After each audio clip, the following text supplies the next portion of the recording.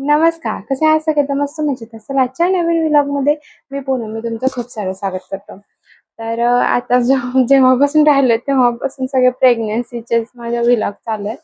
तर मला ही इन्फॉर्मेशन तुमच्यासोबत शेअर करायची आहे. कारण अ, भरपूर म्हणजे लेडीजना आजकाल कन्सीव्ह होण्यासाठी खूप सारे प्रॉब्लेम्स चालू आहेत. आणि मी पण ते फेस केलंय.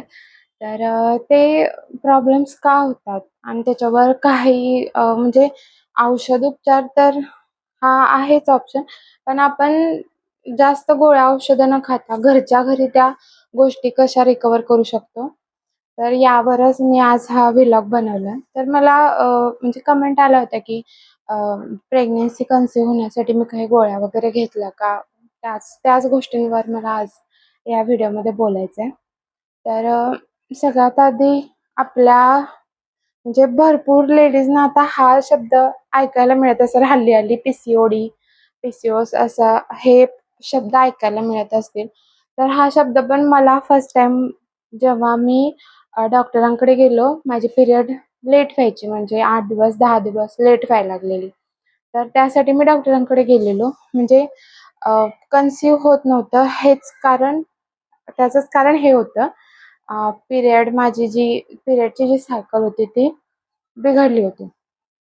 तर आजकाल भरपूर लेडीजना हा प्रॉब्लेम चालू आहे, की पिरियड्स कुणाकुणाला लेट येतायत, कुणाकुणाला 1-1, 2-2 महिने येत पण नाही आहेत. कुणाकुणाचे म्हणजे ब्लीडिंग भरपूर होतंय. कुणाकुणाला ब्लीडिंगच होत नाहीये. तर ह्या सगळ्या गोष्टी आजकाल भरपूर लेडीज फेस करत आहेत.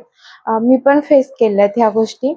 तर त्याच्यावरच मी काही म्हणजे मी तर काही डॉक्टर नाहीये, पण मी माझा पर्सनल एक्सपिरियन्स तुमच्यासोबत शेअर करते आणि त्याचा फायदा मला झालाय. तर तुम्हीही या गोष्टी ट्राय करू शकता. म्हणजे गोळ्या औषधं खाणं जास्त आपल्यासाठी नाही आहे चांगलं.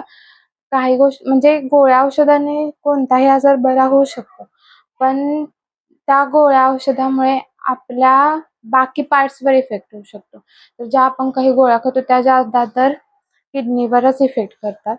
त्यामुळे गोळ्या औषधं न खाता कोणत्याही गोष्टी असं नॅचरली आपण घरी वर्कआउट वगैरे करून जर त्या बऱ्या होत असतील, तर ते आपल्यासाठी चांगलं आहे. भले लेट थोडा वेळ लागू दे, पण घरच्या घरी कव्हर करण्याचा प्रयत्न. जर जास्तच कोणती गोष्ट रिस्की असेल, तर ते डॉक्टरांना कन्सल्ट केल्याशिवाय काही ऑप्शन नाहीये. पण काही गोष्टी जर आपल्या हातात असतील, तर त्या आपण नक्कीच घरी करू शकतो. तर त्यावरच आपण हा व्लॉग बनवूया. बोलूयात ह्याबद्दल. तर सगळ्यात महत्त्वाचा शब्द म्हणजे पी-सी-ओ-डी. आजकाल भरपूर जण ऐकतात, की हां, मला पी-सी-ओ-डीचा प्रॉब्लेम आहे, असं आहे, तसं आहे. तर मला पण हा वर्ड माहीत नव्हता. जेव्हा मी फर्स्ट टाईम डॉक्टरांकडे गेलेलो, जसं मी सांगितलं, की माझं पिरियड लेट होत होते. मग मी डॉक्टरांकडे गेल्यावर डॉक्टर मला म्हणले, की "तुला पी-सी-ओ-डीचा प्रॉब्लेम आहे का?" तर मला फर्स्ट टाईमच वर्ड ऐकला. तर मला पण नाही समजलं. मी डॉक्टरांना नाही म्हणलं. तर डॉक्टरांनी मला बोलले, की जर पिरियड लेट येत असतील, जसं की मी बोलले पिरियड लेट येत असतील किंवा आधीच येत असतील, कधी-कधी महिना 2-2 महिने येत नसतील, जास्त ब्लडिंग, कमी ब्लिडिंग ह्या ह्या ह्या सगळ्यां आणि वेट वाढणं हे महत्त्वाचं. तर अचानकच आपलं वेट वाढणं, तर ह्या गोष्टी इंडिकेट करतात पी-सी-ओ-डीला. तर तेच माझ्या बाबतीत झालेलं. माझं तुम्ही सगळ्यांनी ऑब्झर्व्ह केलं असेल, की जेव्हापासून आम्ही इथं पुण्यात पोस्टिंग आलोय, माझं वेट अचानक वाढलं, भयानक वाढले आणि त्यानंतरच मला हा प्रॉब्लेम चालू झाला. ह्या गोष्टी नंतर माझ्या डोक्यात आल्या. कारण की मी ही गोष्ट म्हणजे ऑब्झर्व्ह केलीच नव्हती, की वेट वाढल्यामुळं ह्या गोष्टींवर पण इफेक्ट होतो. तर असंच झालं. मग डॉक्टरांनी सांगितलं, की ह्या गोष्टी म्हणजे पी-सी-ओ-डीशी रिलेटेड असतात. तर पी-सी-ओ-डी हा काही आजार नाहीये. म्हणजे हाही डोक्यात घ्या, की आजार हा नाहीये. तर हे का होतं, की आपले म्हणजे जी रूटीन आहे त्यामध्ये जे चेंजेस झालेले असतात. खाणं-पिणं म्हणा, आपला म्हणजे व्यायामाचा अभाव ह्या गोष्टींमुळे पी-सी-ओ-डी म्हणतात ना, एक सिंड्रोम टाइप तसं होतं. तर पी-सी-ओ-डी होण्याची कारणं काय? तर आपण जे बाहेरचं खातो, मैदा म्हणा, मैदा मेन कारण आहे, साखर म्हणा. तर ह्या गोष्टींमुळे आपलं वेट एकतर वाढतंच प्लस जास्त तणाव आणि व्यायाम न करणं ह्या गोष्टींमुळे हे सारे बदल होतात. आपण जे पिरियड लेट येणं हे ह्या गोष्टी सगळ्या रिलेटेड ह्याच आहेत. तर डॉक्टरांनी मला सांगितलं मग तेव्हापासून त्याच्या आधीपासून तर मी वॉकिंगला जातच होतो. मग आम्ही जास्त वॉकिंग करायला लागलो कारण सगळे म्हणायला लागले की वेटमुळं राहीत नाहीये. पण त्या सगळ्या गोष्टी कनेक्टेड आहेत. वेट वाढलं ते मग पिरियड लेट यायला लागले. त्यामुळे जे आपलं ओव्ह्युलेशन टाईम असतो तो पुढे मागे होतो. म्हणजे ज्या ओव्ह्युलेशनचा जे डेज असतात ते सगळे म्हणजे ज्या पिरियडमध्ये अंडी आपली फुटायला हवीत ते नाही होत. म्हणजे पूर्ण सिस्टीम आपली बिघडते.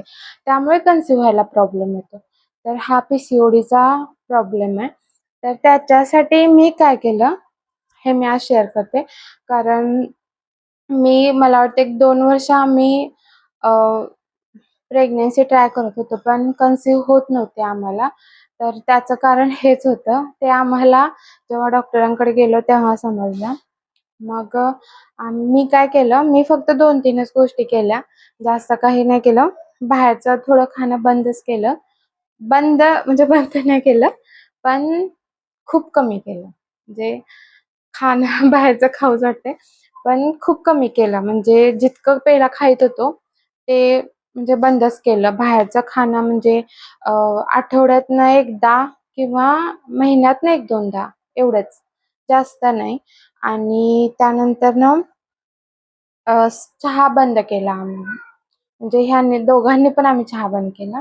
चहा पूर्ण बंद केला. म्हणजे कधी तर तलप आली तर मग आम्ही कधी तर करायचो. तो पण केला तर गुळाचा चहा करायचा. साखरेचा तर पूर्णच बंद केला. म्हणजे गोड कमी केला आहारामध्ये म्हणजे खाण्यापिण्यामध्ये आणि वॉकिंग चालू ठेवली. सकाळचं वॉकिंग म्हणजे एक अर्धा पाऊण तास आम्ही वॉकिंगला जायचो. तर ती एक गोष्ट केली. ह्या 2 गोष्टी केल्या आणि प्लस मी फॉलिक ॲसिडची गोळी चालू ठेवली. मी डेली एक फॉलिक ॲसिड खात होतो. म्हणजे दुपारच्या जेवणानंतर एक गोळी मी खात होतो. तर ह्या 3 गोष्टी मी माझ्या म्हणजे ज्या रुटीन होतं त्यामध्ये चेंज केल्या. त्यानंतर मला वाटतंय आम्ही वॉकिंग चालू करून 4-5 महिने झाले. 5-6 महिने झाले असतील. 5-6 महिनेच झाले असेल हां. 5-6 महिन्यातच मग मला हा रिझल्ट आला आणि फॉलिक ॲसिडचा फक्त मी 1 महिनाच मी खाल्ले असेल फॉलिक ॲसिड. तर त्याचा इफेक्ट मला खूप छान रिझल्ट मिळाला. तर आणि एक फ्रेंडने सजेशन केलं होतं. की रात्री झोपताना 1 ग्लास किंवा अर्धा ग्लास पाण्यात तुम्ही 1 चमचा बडीशेप भिजवायची आणि सकाळी उठून ते पाणी प्यायचं. त्यानी पण पिरियड्समध्ये जे आपल्याला त्रास होतो, जे क्रॅम्प्स येतात पोटात वगैरे दुखणं, ब्लडिंग एकेकांना म्हणजे होत नाहीये. त्यांच्यासाठी हा एक छान म्हणजे एक उपाय आहे. तुम्ही हे पण ट्राय करा. मी पण हे ट्राय केलं होतं कारण की मला ना ब्लडिंग भरपूर व्हायचं. तर त्याच्यासाठी मला तिने हे दिलं आणि त्रास जास्त व्हायचा. तर त्यासाठी मला छान रिझल्ट मिळाला होता. की थोडासा म्हणजे इफेक्ट झाला होता माझ्यावर ह्या गोष्टींमुळे. तर तुम्हीही माझा हा एक्सपिरियन्स होता जो मी तुमच्याशी शेअर केला.